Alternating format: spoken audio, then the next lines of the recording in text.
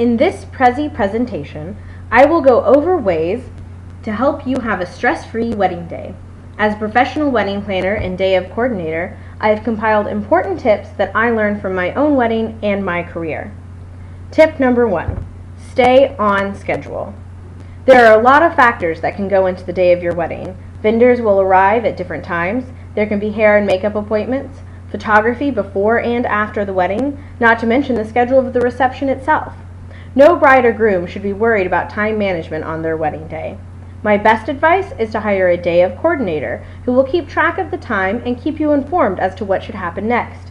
However, if a day of coordinator is not in your budget, ask a bridesmaid, friend, or relative to take on this task. Tip number 2,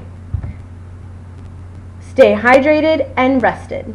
That means no bachelor or bachelorette parties the day before your wedding. Trust me, I've seen hungover wedding parties and they are not pretty pictures to look at after the fact. Try and get 7 or 8 hours of sleep the day before your wedding, and try to drink as much water as possible in the week leading up to the big day and on the wedding day itself. Your wedding dress is hotter than you think, and you will sweat, especially in Texas. Same goes for groom's wear too. Tuxes are hot even in November or December. Tip number 3, ask for help. You have a wedding party for a reason. Even if you are a control freak and want to be a part of the tiny day of details, you should never be doing it alone. Folding programs? Ask someone to help. Trying to secure your necklace? Ask someone to help. Not only does it keep you less stressed, it also makes for nice photographs that you can look at to remember the moments leading up to the ceremony. On a more aesthetic note, if you are not comfortable with doing your own hair or makeup, have someone else do it. Hiring a professional will ensure that someone has the ability and means to make you look as beautiful as you imagined on your wedding day.